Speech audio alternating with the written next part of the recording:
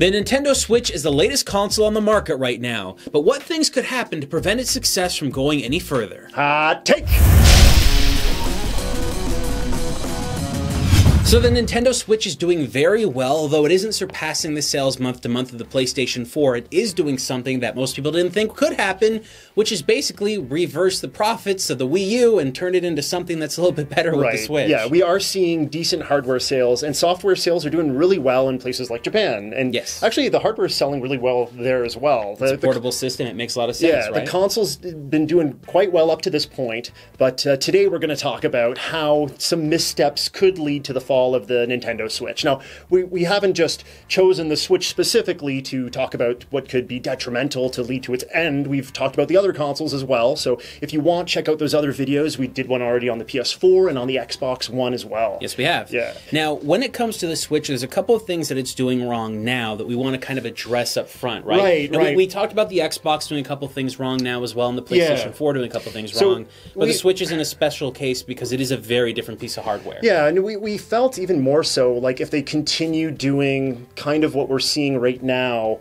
it could be detrimental. Because to me, it kind of feels like, and I love my Switch, I just got my Switch, but it kind of feels like we're getting to a point where, like, okay, the ports have been released, and we've gotten some really cool stuff. Even when they have ported things over, we've gotten some new additions and stuff. There's enough there to already warrant a purchase. We're getting towards that peak where it's like, okay, I don't see what else could be brought over. Yeah.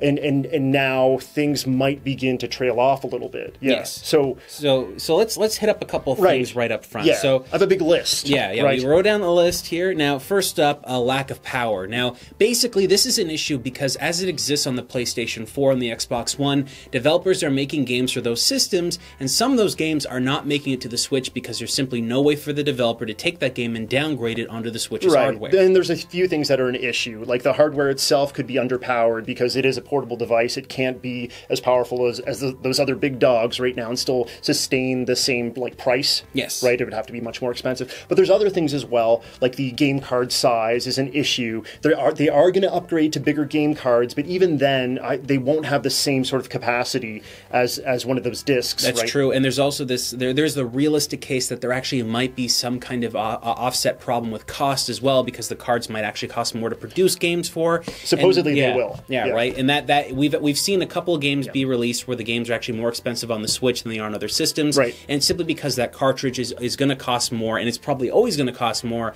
than a Blu-ray disc, because a Blu-ray disc is essentially just plastic.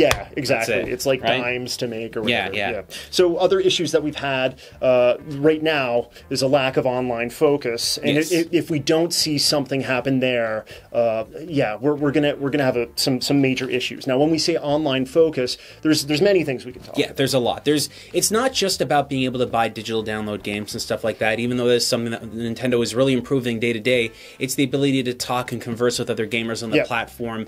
The Miiverse was the great example on the Wii U of a way to actually converse with people. It was really fun. It was fun. It was weird. It was fun. I would say it didn't really work out because we all know what happened with the Wii U, but as it was, having that within the OS, being able to communicate in mini forums for every game, that was a pretty cool idea to communicate. Basically all that went away, and now we don't have any way to converse with other people, including no voice chat, which is the thing that we went from the Wii U, which had all these interesting features, to a system that simply doesn't have any of these features. Yeah. And then in some cases, we have games that do offer voice chat, but then some others don't, which is a problem with messaging. Right. So, jumping into the voice chat sort of talk, we had the Splatoon 2, okay? Splatoon 2 was kind of the proving ground for voice chat for the Switch, because we had...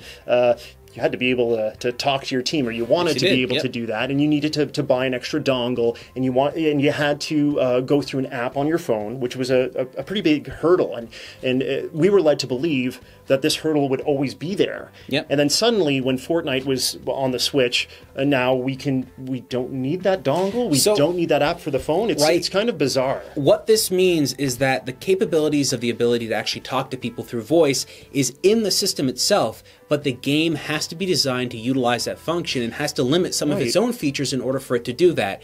Because what is basically needed to actually have voice over IP is through basically, if you're playing Fortnite and you leave Fortnite, you can't talk to your friends anymore. It's done, because Fortnite, the actual application, was running all that stuff. This is the reason why you see the ability to speak to friends on PlayStation 4 and Xbox One through game to game. That's because they allowed some free amount of RAM or processing power so that the computer or the actual console itself can keep that thing live as it's going between game to game. It's the OS level, the operating system level, that's actually monitoring that, and with the Switch, they didn't give the OS level that ability, or at least enough memory for that to happen. Right, yeah, I think memory is a constraint and a reason why they did push that out to the app as well. And the voice chat app, I think, does offer some community-based, like, chatter and stuff as well, but having to make that jump to a different device to do something as simple as communicate with your partners in a game, it just seems too clunky. And if they move forward with that kind of weirdness, like it just seems like a misstep to me. It's going to push people away. Right, just one of many things that could be a big problem. Because the idea now is that if, with Fortnite, it was very important for them to have voice over IP actually built into the game, because if they didn't do that and somebody had to take out a cell phone, you technically could just be playing Fortnite on your cell phone.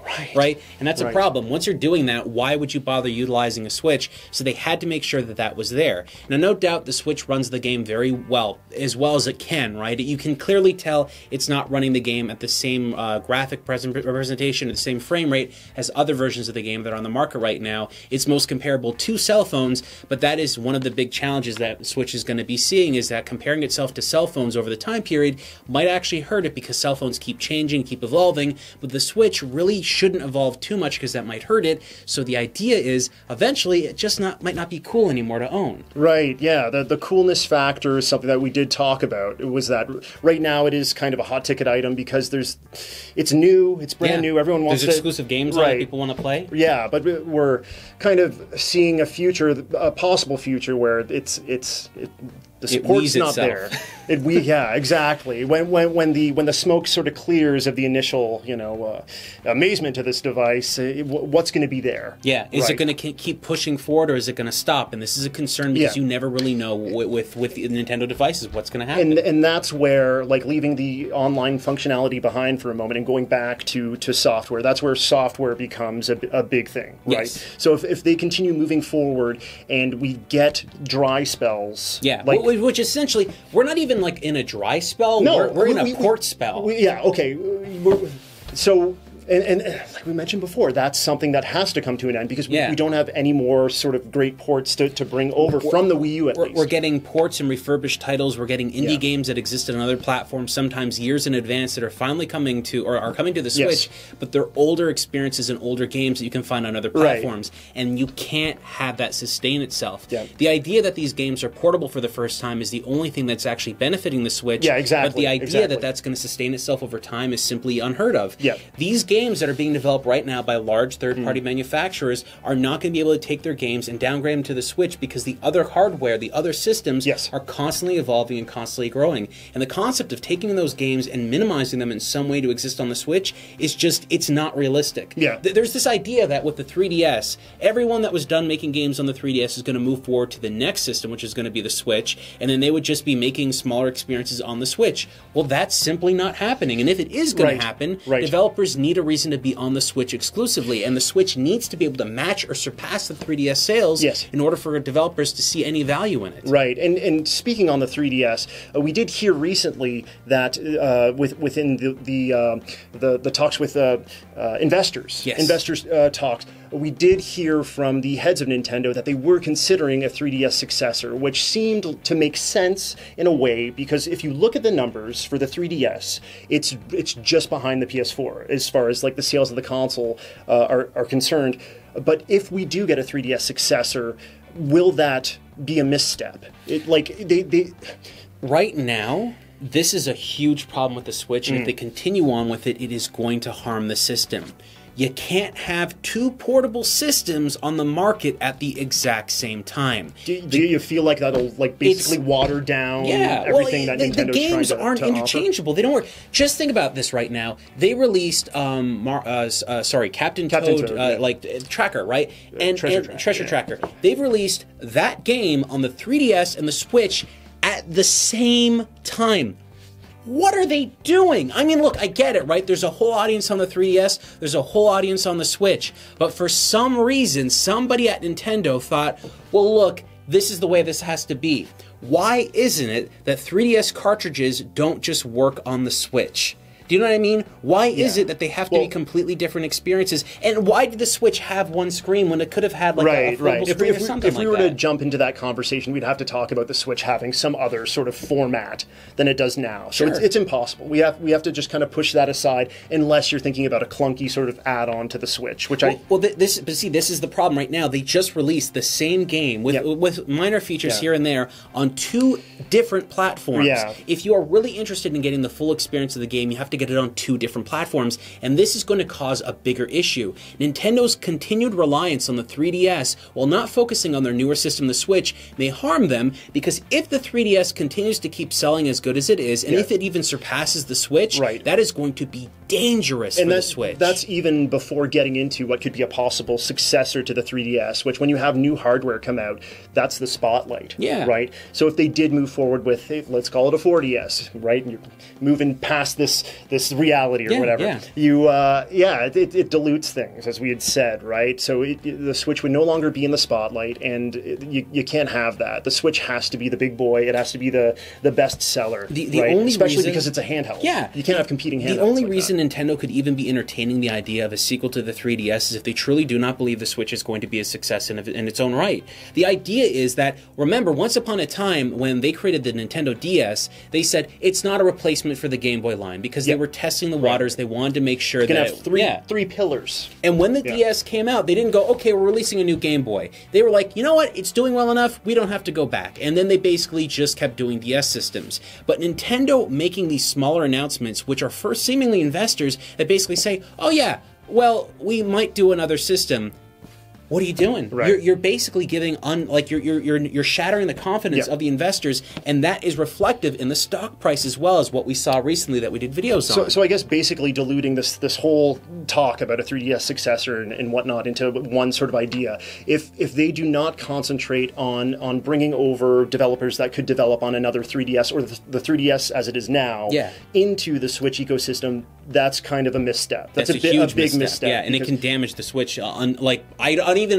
I've never seen any company do that, so I have no idea how bad it could get, but it can't be good. The only reason we've never seen this in the past is because every previous Nintendo home console couldn't be taken with you anywhere. You couldn't, the GameCube had a handle, and you could get a screen on the GameCube. Technically you could. You could, but no one was actually doing that. The GameCube and the Switch are a far cry from one another. But it's that idea that these systems could be, the Switch is not really just a home console, it's both a portable and a home console at the same time, and it has features that exceed what the 3DS has, but Nintendo continues to just keep pushing 3DS stuff. Right, but talking about hardware, we did mention that the Switch feels like it's behind, well, let's face it, it's a portable, and it is behind the other consoles because of its form factor.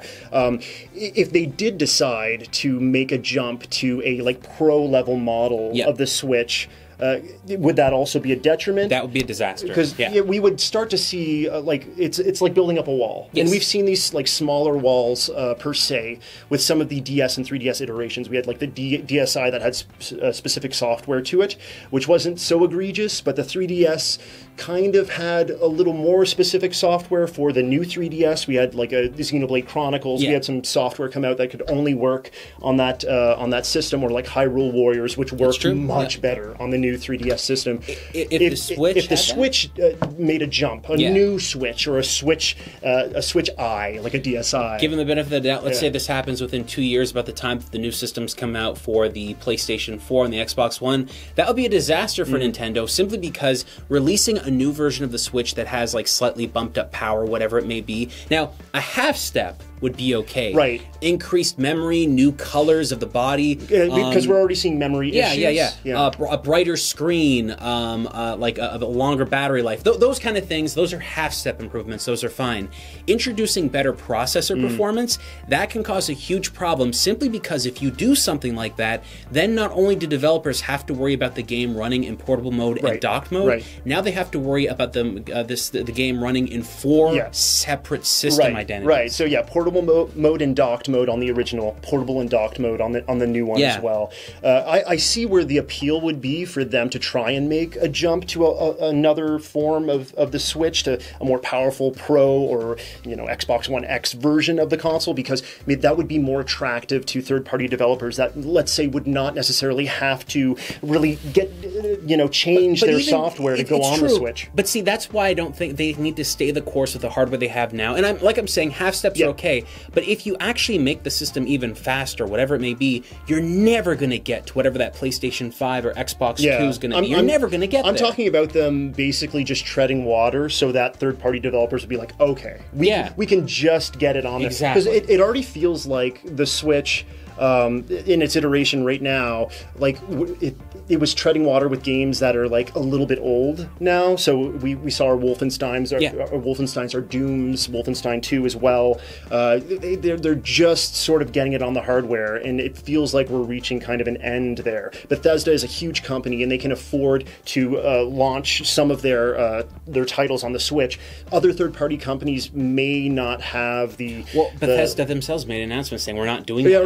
Right. And they're massive, right? So what about the slightly smaller third parties or third parties that can't afford to, spend a bunch of development time pushing their software onto this console? Yeah. Right. I think for Nintendo, in order for them to really be successful, they really need to basically do something that takes a whole bunch of game developers that they're not working with, pay for them, buy them, bring them over in-house, and start working with them. If they don't do something like that soon, that's a falter. It's going to be a big deal. Yeah. But what makes it even worse, if you really do consider this, I think the most dangerous thing Nintendo is doing right now is they're not talking to their consumers. Oh my gosh, right? Yeah. They're not telling us what's coming out in a year. They give us these brief little tiny examples, but we're starting to, like, it really feels to everyone out there, even if you're a hardcore fan of Nintendo, you have to understand they're not telling us what's happening. In our previous videos, we had spoken about how it's a mistake to talk about hardware that could be coming in a year and a half or 2 years, like with the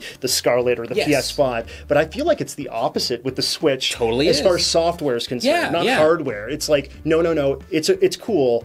Like, we know you have things cooking. Let us know what they are, and let's gain a bit of momentum. Absolutely. Let's sell more of these consoles. When we start selling more consoles, because people are excited about it, maybe third parties, maybe they can't port down these games, but maybe they're like, hey, no, this thing's doing well. We're going to make games specifically for it, which we have seen third parties do with, like, the 3DS. There's no messaging that comes out directly from Nintendo that goes, okay, like in 2 years you're going to have this, in a year you're going to have this. Here's some screenshots. We have Prime 4, and then they held back on Prime 4 with the last 3. Right. We basically they gave us like this title card, which was the thing is, you can't just give us title cards. You have to give us a little bit more, some graphics, some kind of work done into the video to basically show us what's there. Give us a reason to believe what these things are going to be. This is how Nintendo operated in the past, but they are not operating like that this time around, which only leads us to 2 possibilities. One, they have nothing in stock and nothing planned for the future, which I personally can't believe. There's no way. And 2, they just don't care, which I can't imagine they don't. So there's no reason for them not to do this. And if they continue on this path, not telling people what's on the Switch in the future, you're going to have people just not care about the system and leave it alone. Right. Yeah. So a lot of what we've spoken about, besides some of the hardware functionality and different iterations of the consoles, it's just like, you've heard what people have to say about the approach that you're taking right now. We're running out of ports. You need to switch things up. Yeah, we do. Right? Pun intended. Switch the Switch a bit. Show us some more software and just listen to the fans. Get better messaging. Show us even a better like a virtual console like device.